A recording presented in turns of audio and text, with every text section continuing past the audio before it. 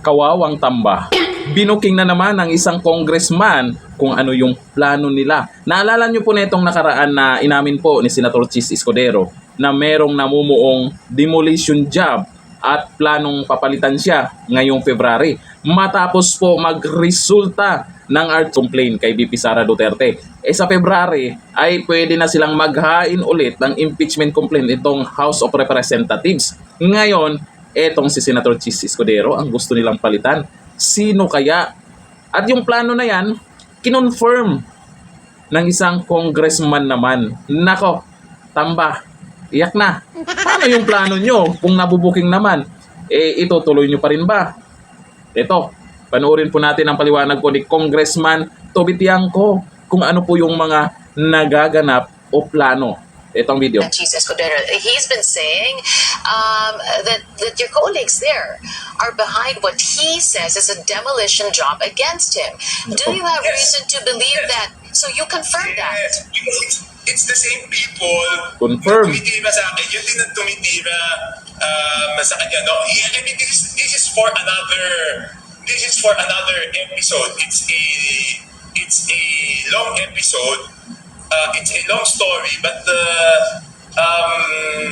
pinagdududahan kasi ni Martin na kami ni Chis magkasabwat doon sa supposedly pagtanggal sa kanya. Sabi ko, hindi naman ako close kay Chis. Bakit naman ako ang kami ko-connected yung dalawa? Wala naman kaming, I mean, yan yung pinagsimulan ng lahat na yan.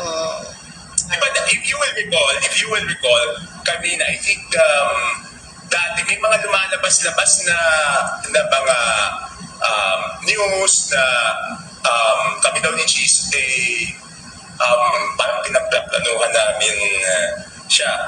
And he told me that na there was a time kasi hindi na kami nag-uusap yan eh. Tapos sabi ko, ba't naman ayaw mong kausapin? Kung may problema, mag-usap tayo, di ba? Correct. So, sabi niya, may nakadating daw na report sa kanya, na ganito, ganyan. Sabi ko, paano naman ako masasama dyan? Hindi naman kami close ni Chis. And at that time, he was the one who told me to meet Chis. Sabi ko, kaya ko lang naman nakausap si Chis. At yung unang meeting na namin ni Chis noong 2024 was in his townhouse. You can ask Chis. Alright. Sabi niya kasi sa akin, kausapin mo si Chis kasi may mga idea siya at tungkol sa kampanya. So, willing siya tumulong. Kaya ako naman, sige, okay, that was before the elections. So, doon pa kami nag-meeting sa townhouse niya sa Polo Club. So, sabi ko sa kanya, nung after that, nung medyo nagdududa siya sa akin, sabi ko, speaker, ikaw nagsabi sa akin, tinawagan mo ako sa bahay, sabi mo, i-meet ko si Chis, kaya nag-set kami ng meeting. Doon pa kami nag-meeting sa townhouse mo. So, paano mong sasabihin na kami nagplaplano laban sa iyo? Ikaw nagsabi, i-meet ko si Chis para doon sa 2024 campaign. Yan pala. Ito din pala si Tamba ang naging dahilan kaya nagkakilala yung dalawa. Ikaw palang gusto na mag-meet yung dalawa.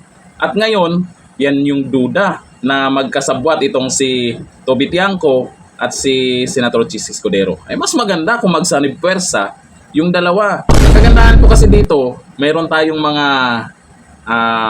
mga congressman dyan sa Kamara na kung saan, kagaya po ni Toby Tiangco, na binubuking yung mga galawan dyan.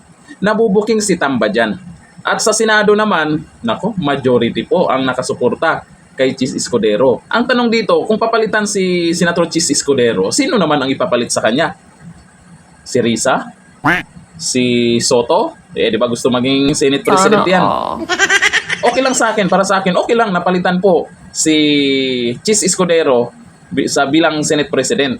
Basta ang ipalit, si Senador Marcoleta. Pero kung iba, ang ipapalit sa kanya, wag na lang. Chis Escudero pa rin ang dapat na nandyan. Ito ang komento po ng mga netizens dyan sa pagbubuking po ni Congressman Tiangco. Ang sabi po ni Ethel Alcantara, unahan nyo na si Romualdez bago pa kayo gawa ng issue at patalsikin sa pwesto. Nako. Ngayon, nagpansin nyo po ngayon sa mga nangyayari, mukhang si Romualdez ngayon ang ma-stress. Sabi ni Ernesto, paano magpapatalsik si Chis with a super majority sa Senate? Guni-guni na naman ni Tamba, baka si Tamba ang mapatalsik. Naku, delikado yan ha. Kasi napapansin nyo po, may mga senador na unti-unti nang nagpaparamdam dyan. Habang palapit na palapit kasi ang 2028, makikiramdam po yung mga politiko kung kanino sila papanig na hindi magagalit ang mga botante sa kanila. Hindi magagalit yung mga nakabantay sa mga galawan nila. Kaya habang tumatagal, tingnan nyo naman, di ba, si Toby Tiangco, sasalita na. Sa Senado, itong si Chis Escudero ay talagang, dati, si Senator Chis Escudero, mukhang ibagalawan yan. Pero ngayon, mukhang nagustuhan na ng karamihan. Di ba, nung simula nung naging waiter pa siya ni Cute, di ba? Sabi, nag-waiter pa siya ni Cute at pinagdududahan talaga itong si Chis Escudero kung kanino siya kumakampi. Kasi sa mga galaw niya. Pero habang tumatagal ngayon, naku, bumabanat na rin sa Kamara. At may resulta, lalo na po dun sa nagiging impeachment o impeachment trial o impeachment complaint kay VP Sara Duterte, naging maganda yung resulta. Ito sabi ni Margarita, ambisyosong maging Pangulo, wala namang binatbat sa survey, laging kulelat. Uy, anong kulelat? 0.7%, di ba? Ginawa mo na ang lahat, pero ang resulta, kulelat. Paano yan? Sanay siya na tumakbong walang kalaban.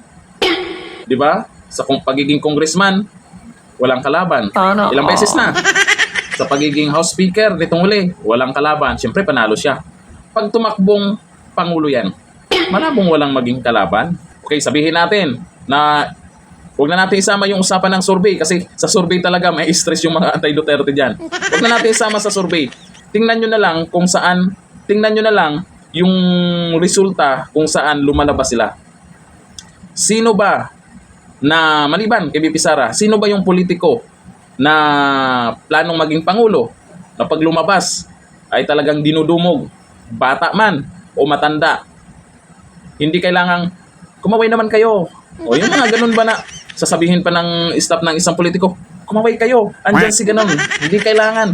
Kahit saan pumupunta, Mindanao, kahit Mindanao, si VP Sara ay talagang dinudumog at nakikita po natin na organic yung mga nakasuporta sa mga Duterte. Sa ibang mga politiko na may planong tumakbong Pangulo, kaya ba nila yung nagagawa ni VP Sara? Lalo na sa Mindanao. Sige nga, pumunta nga kayo sa Mindanao. Mag-ikot kayo dyan sa labas. Kung kaya nyo ng ganon. Kung ayaw nyo sa mga Duterte, talunin nyo na lang kasi sa 2028. Kasi habang palapit ng palapit, ang gagawin nyo na lang, puro impeachment. Binoto kayo ng taong bayan. Binoto kayo ng taong bayan para lang sa impeachment ng impeachment.